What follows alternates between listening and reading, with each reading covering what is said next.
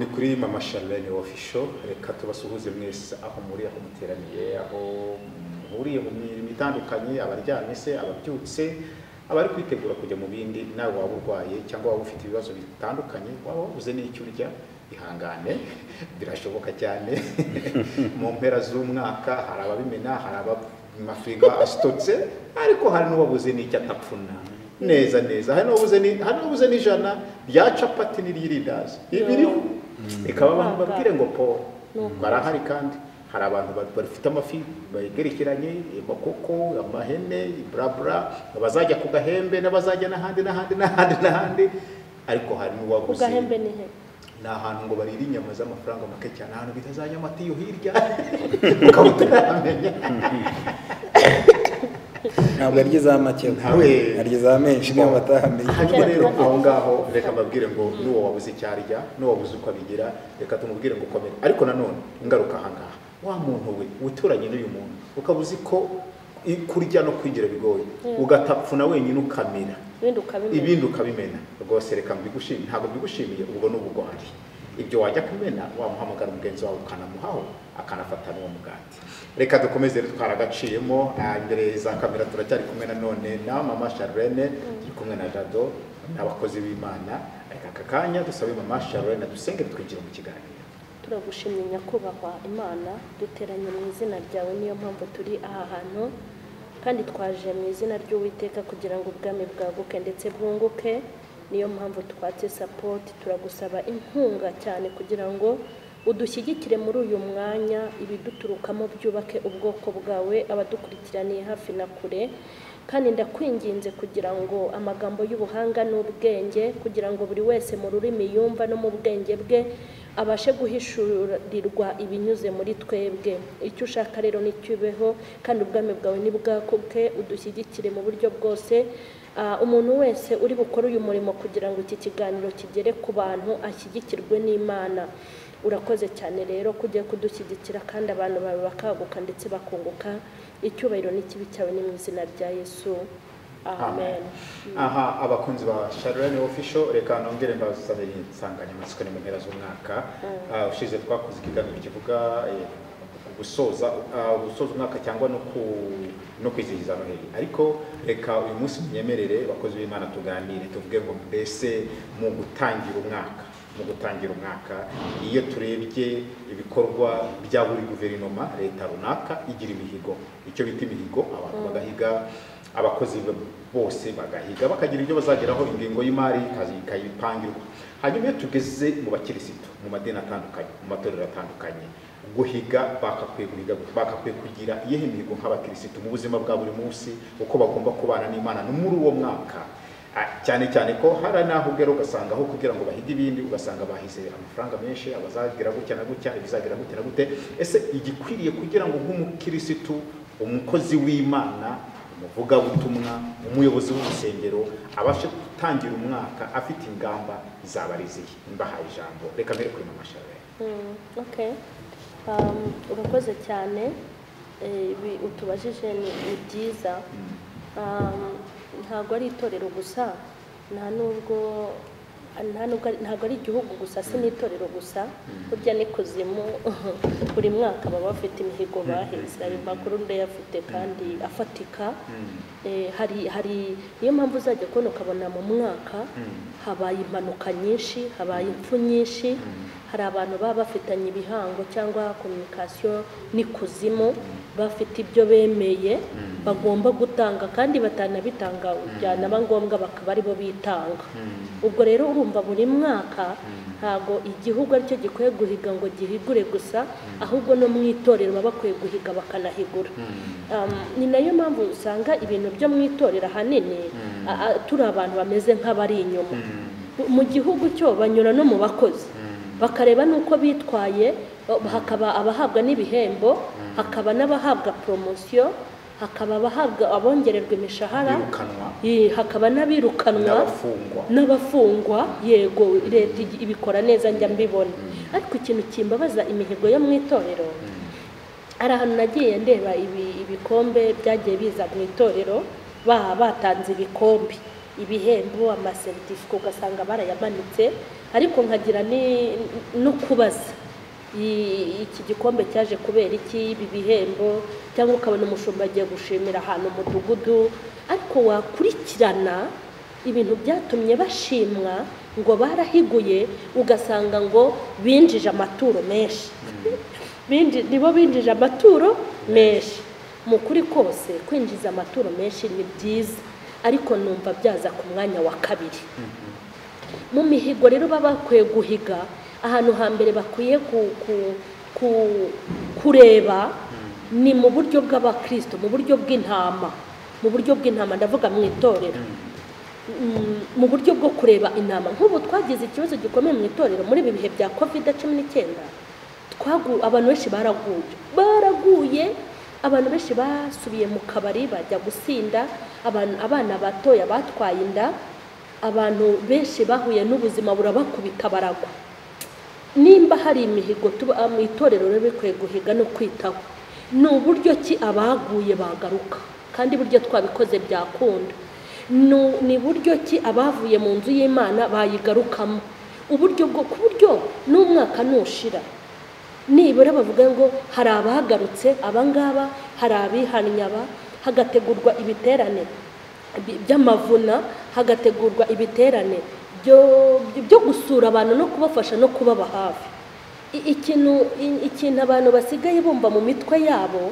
iterambere bazi ko ari amafaranga menshi natangaye ahantu muri korari ikoresha igiterane bajya gushima Imana ngo barimo gushima Imana aho bavuye n'aho bageze kuko njya no kwigisha ibyo biterane byabo ugasanga bari kuvuga ukuntu korari yabo yatangiye ari abantu bake ariko bamaze kuba abantu 300 ikorari yabo yatangiye harimo abashomeri ariko bamwe basigaye bajya mu Bushinwa na Dubai korari yabo nta bize bari barimo ariko dufite abarangije za kaminuza na za masters korari yacu hari abakene twese dusenga hakabura icyo kwiyakiriza ariko ubu buri wese ibyo bintu ukumva niyo mashini ariko ugasanga muri yo korari harimo ibyiciro bibiri bakwiye kugira gute guhagurukira icyiciro cy'abakene n'icyiciro cy'abanyabyaha icyiciro cy'abakene bundi n'abanyabyaha mu itorero niyo mihigo ya mbere itorero riba rikwiye gukurikirana bagahiga bakanahigura kuko kumbwira ngo itorero umudugudu winjije aya mamiliyoni hari ababwirirwa bakaburara zero kumbwira ngo umudugudu bawuhaye igikombe harimo abantu baguye batakigaragara mu nsengero batanakurikirana nabyo navuga ngo ni zero ariko iyi mihigo bafite igiye ishingiye ku bakene ngo twari dufite abakene batanakora ariko ubu twabahaye icyo gukora twari dufite abantu baguye twarabasuye tubereka urukundo hagarutse 2 hagarutse 3 naho kuzajya twirwa ngo amaturo yarageze kuri uru rugero ngo none ageze kuri uru rugero bya bintu biteye n'agahinda birabundi mu kagari babivuze ntacyo Rwanda Revenue iramutse bivuze Rwanda Revenue hano bya bigo bariya bavuze ko bavuye ku rwego rw'amafaranga bageze kuri urusava ariko twebwe ntabwo intumbero y'itorero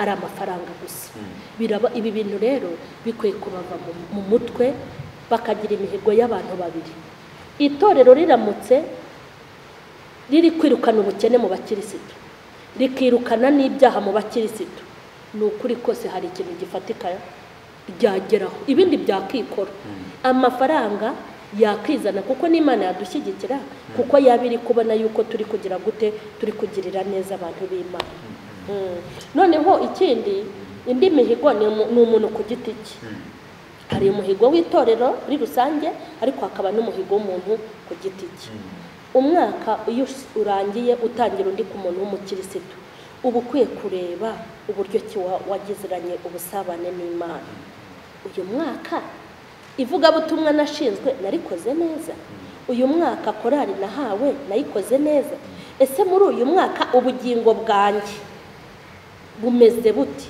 ese uyu mwaka ntangiye noneho ngiye gufata izihe ngamba uburyo ubugingo bwanjye buzakomeza kumera neza yego izo ni detaye y'umuntu ku giti cye byatugiye hanyuma wowe ukabona ko umukirisitu n'itorero bagomba kuba bameze bate? Reka nongere ku byo avuze akantu kandi ni iki gitera ubundi umuntu guhiga, nicyo nshaka kuvugaho gusa. Impamvu muzabona iyo mihigo yavuze batayihiga nuko hataba gusubiza amaso inyuma. Icyo ni kimwe. Kabiri, habaho kumenyera. Hari abantu bamenyera ko niba amaze imyaka 20, hari imyaka 19 yamaze nyine abona niba akazaho ku itariki ya kabiri akabona gutyo, akabona donc ntabwo aha imbaraga n'agaciro kuba umwaka warangiye, kuko hari n'indi yarangiye yabonye, we yumva yari ikwiye kurangira byanze bikunze. Nta na negosiyasiyo yakagombye kubibamo gusoza umwaka no gutangira undi. Araba byakira gutyo bakumva ni ibyo rwose. N'itorero rero ni ibyo ngibyo birimo bituma nta bindi bintu bajya kugena byinshi. Barabizi neza ko byanze bikunze amasharene yagomba kuguma mu itorero. Byanze bikunze korari runaka yagombaga kubihari igasoza kandi n'umwaka. Byanze bikunze intebe zagombaga kuba zuzuye abakristo. Ariko burya bari babizi ko bitari byanze bikunze. Yego. Burya bajya bavuga bati ubwo umwaka none tubonye utangiye, reka tubaze dushimira Yera ko bikimeze gutya, ariko tunakurikirana. Impamvu rero bidakorwa harimo n'akamenyero ko kubyumva ni ibintu byikoze, ni ibintu biraho. Iyo tugiye ku bindi rero by'uko abantu banavuga ngo ni amatorero amaze gukura, kandi ukabona ngo twebwe ngo tumaze imyaka 100, tumaze 90. Donc hari ibintu babumva bamaze kubaka biri formire ku buryo utaza kwiga ibyo ngibyo bijyamo. Ariko imihigo ya mbere nahoze ndeba no muri Bibiliya sanga Imana agiye itegeka abantu, yabitegetse inshuro 42, itegeka abantu ko buri ku mwaka utashye hari ibyo bagomba gukora, buri ku mwaka utashye hari imihigo bakwiye kugira. Igenda itegeka abagabo ibyo bakwiye gukora, igenda itegeka abatambyi ibyo bakwiye gukora, igenda itegeka ibyiciro ibyo bakwiye gukora. Ariko yose nayicishijemo amaso nsanga ihuriza ku kintu kimwe, mu gutekereza ku cyororo cy'Imana n'uburyo ubwami bw'Imana bwakwaguka. Reka mvuge iki kintu, twese mbere ko abakristo turi abantu, biravuze ngo hari imihigo dukwiye kubanza guhiga. Ibi tunabyibukiranye mama Charlene tujye dukoma hajya ngo n'urusyo ngukubyucyo akome n'ingasire. Hari n'abagiye mu rusengero gusa ntibagiye mu ngo zabo. Yego. Barahari. Ugasanga urugo rwasenyukiye mu rusengero. Yego. Ugasanga yahize iyo mu rusengero gusa, urugo rwasenyukira mu rusengero. Hazaba abantu babagira gutya mu mitekerereze bati icyo ukunda nka Isaka, agafata icyari gutunga urugo akahita agitanga mu rusengero. Ndabivuga kuko ibyo bintu birahari, birahari cyane. Hazaba abandi bazana bakubwira bati ibya 10 utatanze ugomba kubiriha ubwo umwaka utangiye. Iyi birigo nawe tuyivuge uko arabayitwaza bagasahura abantu bakabajura ahubwo bati ni imihigo. Ati ubwo umwaka urangiye ubari cya 10 cyose wari Imana ukibari warangiza ati imibare irananiye, irakunaniye. Yego, ubwo ikunaniye reba ikintu gifite agaciro kuruta ibindi mu byo utunze ubizanira Imana. N'amazu bajya bayatanga n'amasambu. Munaga ati sambu yanjye ndayitanze kandi atari n'Imana. Ati nyihaye Imana, ati kubera ko nayiririye icya 10. Nono icyaha kukibabarirwa bikongera bikabyara impongano, bigasaba ko uzana impongano ngo kumbe ubabarirwe. Kandi Kristo yarakinguye kugira ngo nawe wigerereyo, amaraso ya Kristo bari yakweze. Ibi nabyo rero tubivugeho. Iyi mihigo rero mu itorero bakwiye gushakira Imana icyubahiro mu buryo bwose, kandi gushakira Imana icyubahiro bikwiye gukorwa ku rugero rw'uko ari abanyetorero bazasoza umwaka bishimiye icyo. Reka mbabwire, ibi bintu byinshi byubakwa ku nsengero binezeza abanyetorero. Ntabwo ngende kubikubeshya. Ibi bintu umunyetorero aragira gutya agatanga yenda contribution hakubaka icyumba cy'amasengesho, sibyo se? Ejo yaza gusenga umuzamu akamwe mu rufunguzo ngo baravuze ngo sinzagenda utanga ko bavuze.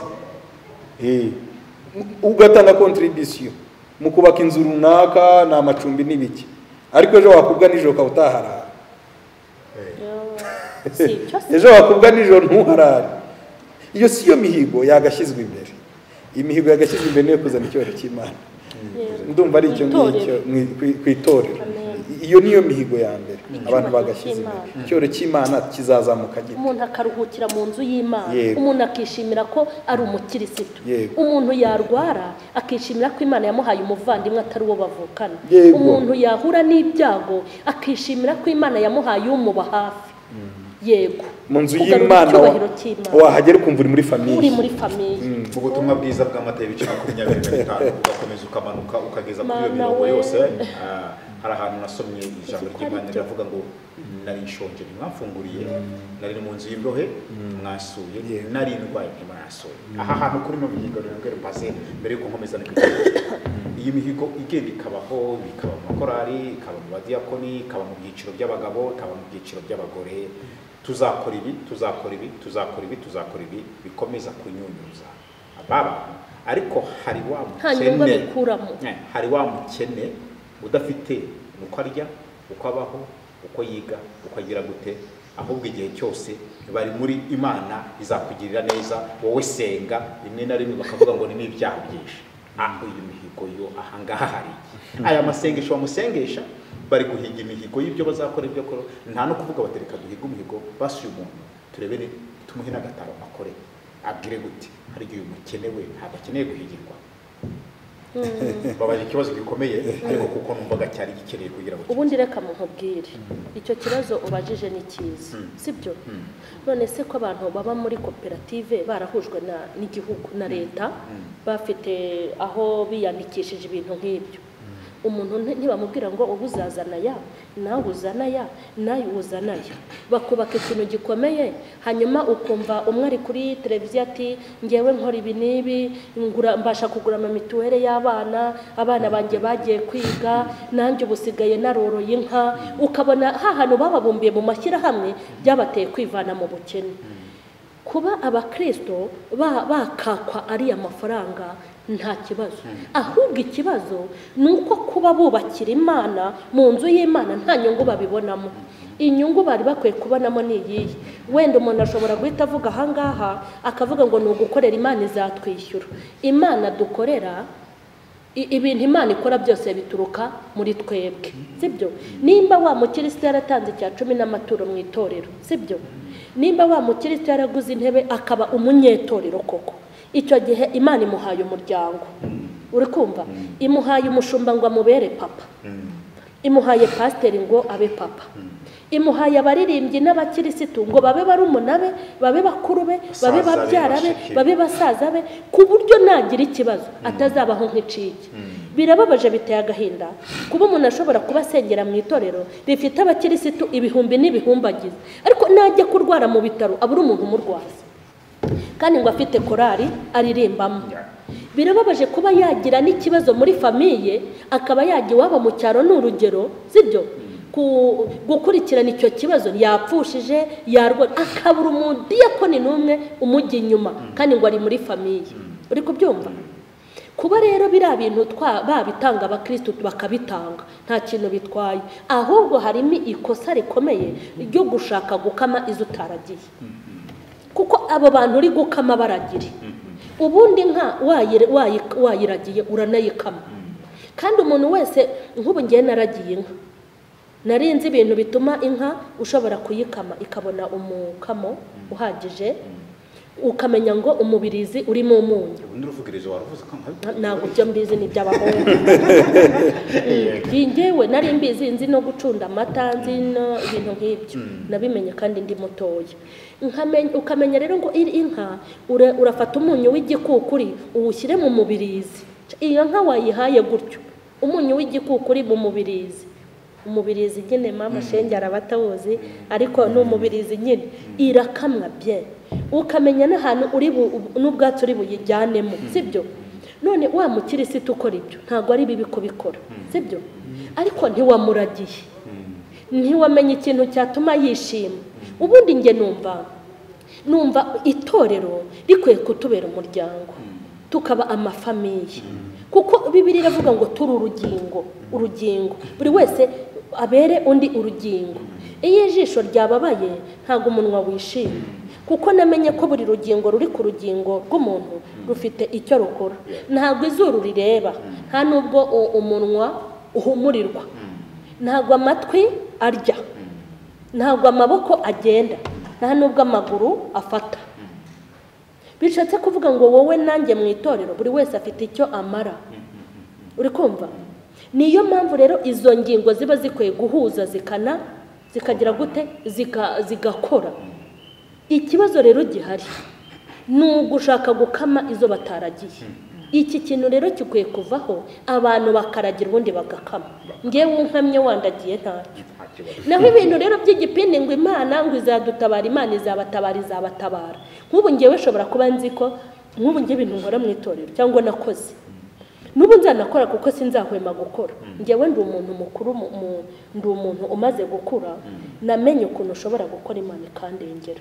Ariko dufite abana bato bari kurerwa, aza mu gakiza akanakura afite ishyaka n'umwete, ariko akahasanga abantu bameze nk'udusimba, agahita asubira iyo yaturutse. Urumva uwo ngo akeneye kwerekwa urukundo. Erega nimba abana baranaguye bakeneye gukurikiranwa, nimba baragize n'intege nke bagakora ibyaha bakeneye gukurikiranwa. Ariko mbese itorero ry'ubu ni nko kubyara ubundi cya gisimba ni iyihe numa ibyara kahita vuga tumva nabuze yeranje, nimba ari ikizu sinzi ikinyoni bavuze, ariko n'inzoka irabyara ikagenda. Mbese mva ni ukubyara ugahita ujugunya, ni ukubyara budashoboye kugira gute kurera, ukirirwa batiza buri munsi, birirwa batiza. Biriya bintu byo kubyara budashoboye ni amakosa. Umuntu agomba kubyara akanarira. Uko bagira ishyaka ryo kwakira amaturo bayabara bishima, uyu munsi haje benshi, nibanamenya aho aturuka. Yego, bajye babatiza abo bazabya, bajye babatiza abo bazakurikirana ubuzima bwabo. Yego, hari umuntu umwe nshaka kongera kuri kino kibazo. Yenda Yakobo yakoresheje nk'intuguro mu rwandiko rwa Yakobo igice cya 2:27 yaravuze ngo idini ritunganye kandi ritanduye imbere y'Imana Data wa twese niri, ni ugusura imfubyi n'abapfakazi mu mibabaro yabo no kwirinda gutanduzwa n'iby'isi. Ni nayo mihigo mikuru abantu bagahize.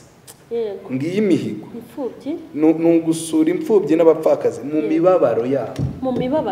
Ikibazo rero si uko imfubyi n'abapfakazi badasurwa, hasurwa abakire. Umupfakazi w'umukire, umupfakazi ufite amaturo afatika arasurwa, ntabwo yabuze abamusura rwose. Umupfakazi ariko Yakobo yongeye akantu gakomeye, arabana kubasura mu mibabaro yabo. Mu mibabaro biravuze ngo ari mu bisubizo. Abo mu bisubizo barabasura umupfakazi, ndetse bamwe bakanaberaho n'imbuto mbi kubera ko bafite n'uburanga bwiza. Abo rero Yakobo yaravuze ati no, idini mu mibabaro yabo, iyo ni nayo mihigo ikomeye. Mu mibabaro nuko bagahize gusura imfubyi n'abapfakazi mu mibabaro yabo. Ikindi gikomeye no kwirinda gutanduzwa n'iby'isi. Yego, bagahiga bati no, ubu hariho iki, no twe nk'itorero niki twe tuzikorera nk'abashumba, niki tuzakorera intama ngo tuzirinde kwanduzwa n'iby'isi. Donc ahubwo ubu ni igihe cy'uko nasaba abashumba ko ari igihe cyo gutekereza uburyo bakwirinda kwanduzwa n'iby'isi cyane, bakanarinda n'umukumbi kuzanduzwa n'iby'isi. Imana idahana umugisha. Imana ibaha umugisha cyane. Aha hantu ndimo ndaryoherwa, ndababaza mu ihangane. Yego, ni byiza. Aha ngaha noneho ubwo tumaze kubona ibi byose mwitangira ry'umwaka, bitwikije n'ibintu biriho abantu hanze aha, hari amakuru ya radio nyinshi ntamenya zarumwa aha ngaha ziri kuvuga cicikana, ibintu biracicikana, Illuminati yaje yageze mu bantu, urukingo rwabaye ikibazo, ni Antikristo yaje, ibintu byarangiye murabibona, n'ibyanditswe bakabizana. Hanyuma n'abahanuzi bakavuga bati bahanuye, Imana yarabivuze, ngibi byaje. Riga rimwe na bamwe bakavuga bati hari Imana yabwiye kutekengeza ngo nibagize. Aha hantu aya makuru nayo kuri aya makuru ari kuza, ubutwemere ko uyu mwaka utaha cyangwa twebwe twamaze ngiye narikingije ebyiri ku itariki ya 1 kwezi kwa mbere nzaba bazantera urwa gatatu. hanyuma umaze kwemera ko ubu muri gukorana umuntu uri kubabaza ari eliminati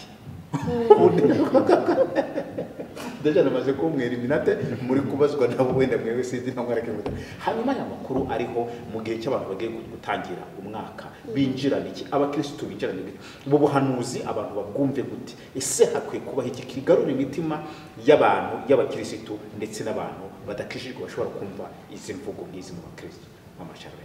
Okay. Kubanza ariko ubwo buhanuzi bugiye kugabanuka ahubwo kubera ko abavuze yuko batagomba kuzikingiza, hari umuntu wabajije umuntu ngo mbese na mama Sharirene yagiye kwikingiza, arabwa turawe yarufashe kera, ati koko burya na mama Sharirene w'umunyamwuka nawe koko atinyuke kujya kwikingiza. Okay. Uwo muntu naramubwiye, yarambwiye ati mama Sheri nawe warikingije, ndamubwiye nuko urabona umuntu nkanjye usobanutse nareka kujya kwikingiza. Hanyuma aravuga ati none se ko Imana yatubwiye ko uru rukingo ari shitani ibintu nk'ibyo. Ndangeje ndambwiye rero Imana ishatse ko ntikingiza igomba kubanza kunyimurika mvane naho. Ni kuko ikintu nzi nubwo imyanzuro y'inkingo ntayo nzi, mu minsi iri imbere narabimubwiye, mu minsi iri imbere ubu bagiye kuzakiraho amategeko ibintu ahantu hose ugiye kwaka service babakubaze message yo kwikingiza nubwo namubwira. Hanyuma ubu nzagende mpere mu nzu nk'ubu nko mu minsi mike ko nende kurira indege nkajya kuvuga ubutumwa mu mahanga, nzareke kurira indege, nzareke kurya, nzareke kunywa, koko ubwo iyo Mana yashyira mu kaga nkako izabanze shakira umubumbe inyimuriremo utari ku isi, izankura mu Rwanda inkure mu isi ireba akabumbe kanjye ijya kumbumbiramo katarimo korona n'abantegeka kwikingiza. Ariko mu gihe itari akabumba ngo ikambumbabumbire kashyiremo nzaba nikingije. Nabimubwiraga kubera iki, tuvugishije ukuri iki kintu nigeze nkibaza Imana. Nabonaga ubwo butumwa, hari n'ibindi bikomeye tubona kuri telefone bikomeye birengeje n'ibyo wumva ngo barahanuye bifatika, noneho ngo iki nanjye koko mbaza Imana, ariko se koko ibi bintu bibona ute? Birimo kumva ngo birimo abadayimoni. Imana agiye ko nta makuru yabyumva. Uzi ijambo Imana yambwiye, Imana yarambwiye ngo mu bibazo ifite cyangwa mu bintu biyihangayikishije mu bantu yaremye, ntabwo ibabajwe n'urukingo, ahubwo ibabajwe n'imitima y'abantu irimo ibyaha. Imbwira ijambo rikomeye, irimwe ngo uzabambwirire, hari ikiganiro nabisohoyemo abantu barantuka, uzabambwirire ngo kuki mwanga shitani mukanga iyo eliminate n'ibimenyetso byayo kandi mukaba abakozi be. Ni gute umuntu akorera shitani? Gukorera shitani ubundi umuntu wese ugira ibikorwa bibi, ugasanga umuntu ni umukirisitu ariko akora ibikorwa bibi ku manywa na nijoro, mu mibyizi no muri weekend, mu mvura no mu zuba. Mbese ku buryo umureba ukabona akorera shitani yamuhaye ijire amuha n'ikarita, ariko urukingo rwaza ati antikristo yaje akanga urwo rukingo. Icyo nicyo bagomba kubanza kumenya cya mbere. Nimba uzi gukora ibyaha ku manywa na nijoro kandi uri mu rusengero, uri umukozi wa shitani, antikristo yigutera ubwoba kuko n'undi ni shohoje. Naho ku bantu bafite ubwoba bw'uko bazapfa, urukingo ruramutse rwica abantu ntibakikunde, ntawe uzapfa wenyine, tuzapfa turi benshi. Ubwo hari icyo muri make ntawe uzasigara, ntago umuntu azaba apfuye ari wenyine, tuzapfa mbese tuzapfa turi benshi, ntago umuntu ari uzaba apfuye wenyine. Ikindi abantu bakwiye kumenya, ntago mbyumva ukuntu Imana yo mu ijuru ifite abantu mu gihugu cy'u Rwanda, ibafite mu gipolisi no mu gisirikare, ibafite mu nzego zitandukanye za leta, abaperezida, ifite abantu. Ese ubundi utararemwe n'Imana ninde twavuga ngo si uw'Imana? Imana ninjije, ntigira ubwenge, ntigira ibitekerezo, ku buryo isi ikora urukingo rwo kuturimbura bakarukora ibareba, bakageza ubwo baruzana mu gihugu. Imana yo mu ijuru ireba ikemera ko mama Sharirene, ariko ibaza Imana yabuze mama Sharirene ikemera ko mama Sharirene azapfa n'abana banjye 5, ikemera ko abashumba bazapfa n'ukuntu bayubaha, ikemera ko abapasteri, ikemera abadepite, ikemera gutikiza umubare w'abantu yaremye itasinze, abantu yaremye yabakoreye inama, abantu baremwe inama yo mu ijuru yateranye, ikemera ko shitani twese tuzingazinga akadufata gutya. Iyo mana ntago yaba ari imana ya Isiraheli. Bishatse kuvuga ngo ibi bintu ubwo babikoze Imana ireba, tukikingiza Imana iri kutubona, nta kibazo nifitiye. Abantu Imana nitabagirira imbabazi, nanjye nta mpuhwe mbafitiye, nanjye ntazo nifitiye. Icyo nzi ni uko Imana idashobora guhomba abantu bangana gutya. Ikindi, igihugu bajya gukingira ntibahere ku bapolisi, ntibahakurikijeho abasirikare. Hanyuma si icyo gihugu cyakemera gupfusha abantu bangana batyo, baba bafite mu mutwe hangana gutya, bo ubwabo se ntibikingije? Nyakubahwa ntibamukingiye n'umuryango we. Abantu umuntu atagize n'agakiza yakoresha n'ubwenge yagize gute yavukanye. Nge numva naha abantu ihumure, umuntu ufite ikibazo kuri izi nkingo, iki umuti namuha nagende yirinda ibyaha, sibyo? Gukiranirwa kube kure ye, asaba amaraso ya Yesu, agirane communication n'ijuru. Kuko urukingo naho rwari rufite abadayimoni, ntago shitani ari gukingira wenyine, n'Imana yacu irakingira. Hari n'urukingo rw'amaraso dufite. Numva abantu baryama bakizigura ubundi bakikingiza. Hagati aho Imana n'uwo shitani bazarwana, kandi nzi ko Imana ari igisubizo. Muri make ntabwo abantu bakwiye kugira urukingo. Ijado ibintu byo ukabivuga iki giterabwoba abantu bagiye n'iki. Ahangaha wo utaraza no kumusubiza nibaza kuvuga ngo niba urukingo rubaye antikristo cyangwa kakuma bashyira mu muntu ko kureba kabaye visa, hari umuntu wavuga ngo ni antikristo ubu kabaye visa yakazabayo ubu bavuga ko ari antikristo. Ijado tubaye reka mvuge bibiri kamere ko bahanuzi. Irya mbere njya nkora kubibaza abantu benshi, ahantu henshi iki kintu nkivugaho. Bibiliya ari akantu kamwe yatanze, njya nkora kubaza abantu, biravuga ngo umuhanuzi ahanura uko kwizera kwe kungana. Biriya kiriya kintu kivuze iki? Umuhanuzi ahanura uko kwizera kwe kungana, bivuze donc aba bantu bahanura ibi bintu, ndashaka kubabwira ikintu kimwe. Ari antikristo, abantu benshi ntibamuzi, ntibazi n'icyo bivuze, bazi terime yitwa antikristo.